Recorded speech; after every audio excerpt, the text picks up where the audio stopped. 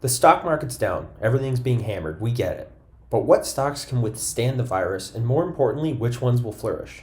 I sort of made a video about this back in January, but I want to make a better video. I always like to set ground rules for the stocks I'm recommending. First, no stocks I've recommended before, it's not any fun for anyone. Second, I'm looking for stocks you can hold on to and then into through a recession. My channel isn't about technical stock flipping. Third, understand that the current situation we're in is very different than any other recession the world's ever seen. People aren't working because they literally can't go to work, but for the stocks themselves. Number one, the key to any portfolio is long-term growth and stability. Walmart exemplifies this perfectly. Yes, Walmart's down over the last few months, but just a fractional percentage. Their doors cannot be shuttered because they're deemed an essential store. In fact, Jim Cramer fears a prolonged recession could result in only three retailers in the long run: Amazon, Costco, and our dear friends at Walmart. They have a strong track record of consistent growth and a debt-to-asset ratio under 40%, which is a good sign. Additionally, they're still up about 40% over the last 5 years, with a dividend that's raised yearly. The low payout ratio means that they will likely continue to raise dividends even if the market's hurt. Most of all, Walmart's the king of cheap goods. People go to Walmart to save money, and in recessions, people want to save money even if it means seeing people like these.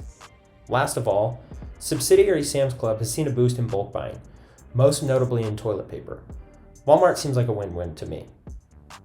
Next, I recommend subscribing to the channel.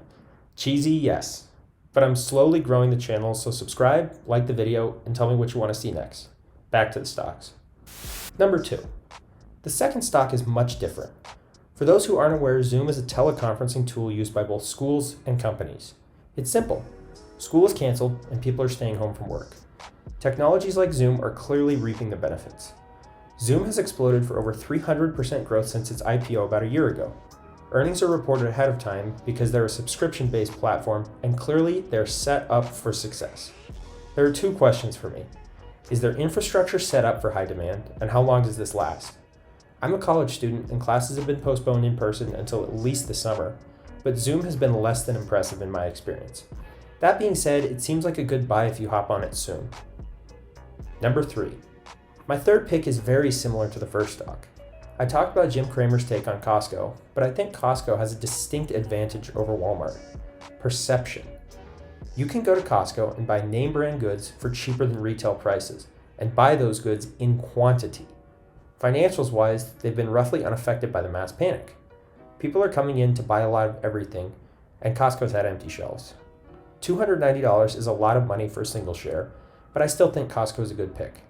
22% growth over the last year is a plus, and earnings are trending upwards. Costco has a strong buy rating on Robinhood.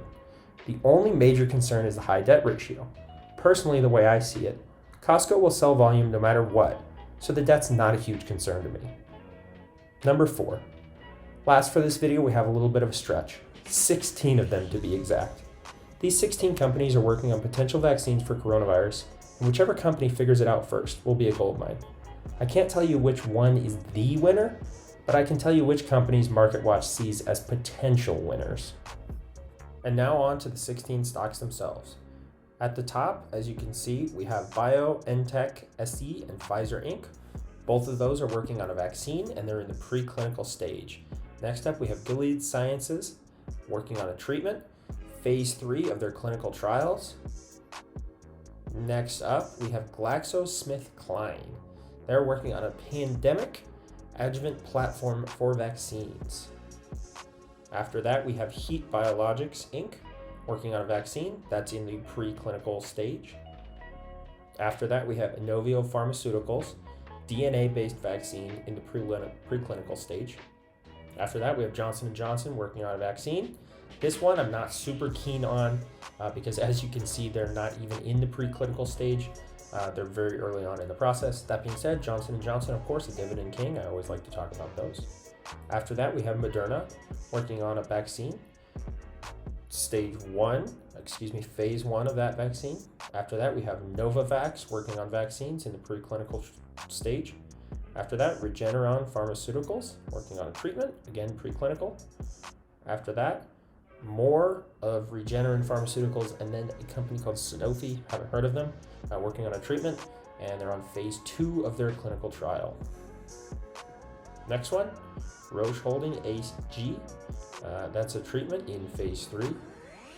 Sanofi, working on a vaccine, preclinical. Takeda Pharmaceutical Company Limited, working on a treatment, again preclinical. Vaxart Inc., working on a vaccine, again preclinical. After that, we have Vir Biotechnology and Biogen Inc., working on a treatment, of course, preclinical. The interesting thing about this article is that it actually talks about updating.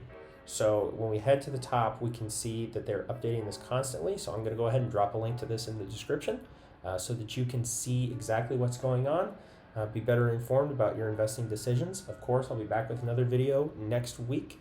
That's it for today's video. So thank you, and make sure to subscribe.